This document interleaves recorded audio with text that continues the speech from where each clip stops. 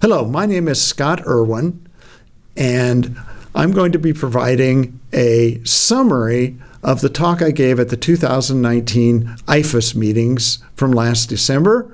And my talk is entitled 2019, That Just Happened, and it's a summary of the extraordinary events that impacted Illinois agriculture in 2019.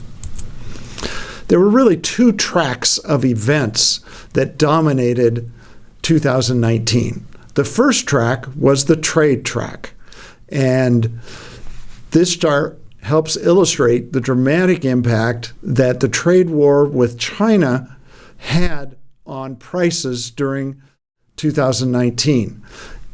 There was a first major drop in the price of soybeans that we're all familiar with that actually occurred in the spring of 2018. That's the first leg down in soybean prices from the trade war with China, dropping us from about $10 to $8.75. And then again in the spring of 2019, another round of tariff exchanges, and that dropped the price of soybeans all the way down to $8.25 by May 10th, 2019.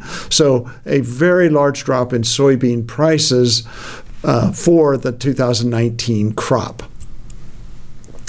This was then bookended by the second round of market facilitation payments that was announced right in the middle of the planting season in 2019, a new $16 billion package to provide aid to farmers damaged by the trade war with China. But the unique feature of this round was that in order to receive the payments, as the program was initially rolled out, you had to plant, which then interacted with what was going on in the second track of events in 2019, and that was the rainfall.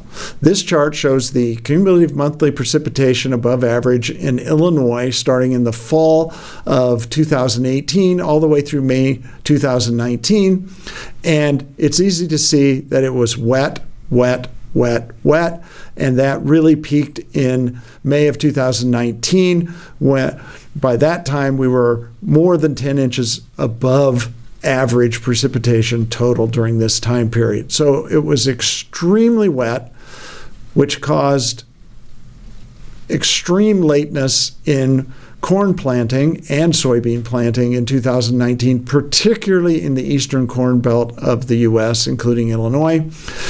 Here we show that on June 2nd, Illinois only had 45% corn planted, which was way, way behind normal. In fact, this was the latest corn planting season in the last 60 years in Illinois. So it really was extraordinary lateness.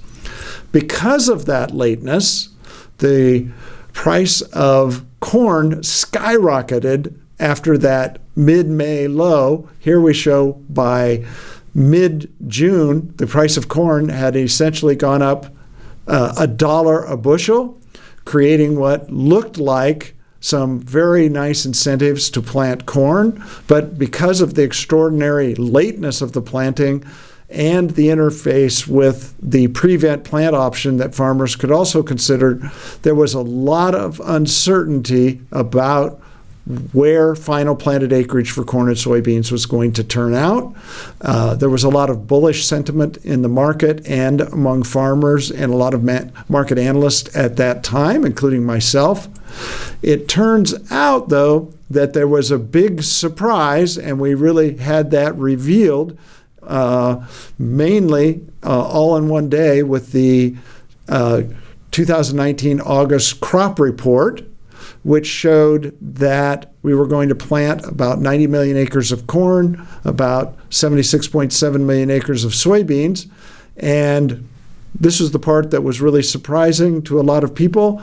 We were also going to take prevent plant on by far and away, a record amount of corn acreage, 11.2 million acres. This really crashed the corn market in a few days, dropping over 40 cents a bushel, basically ending the great price rally of last summer. And this then launched a lot of questions about, were those USDA acreage numbers accurate? Because it seemed to many unbelievable that we planted so many corn acres while at the same time taking such a large amount of corn prevent plant.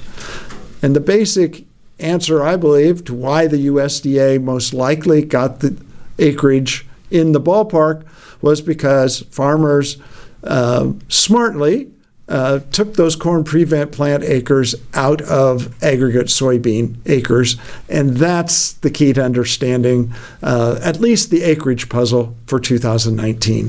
Thank you.